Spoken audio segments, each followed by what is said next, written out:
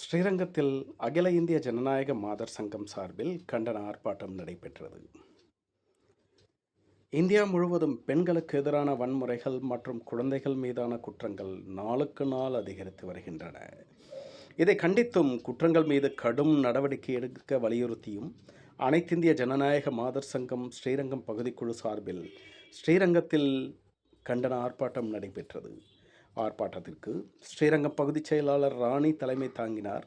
மாவட்ட செயலாளர் சரஸ்வதி, மாவட்ட தலைவர் ராகிலா பானு, சிபிஎம் ஸ்ரீரங்கம் பகுதிச் செயலாளர் தர்மா ஆகியோர் கண்டன உரையாற்றினர்.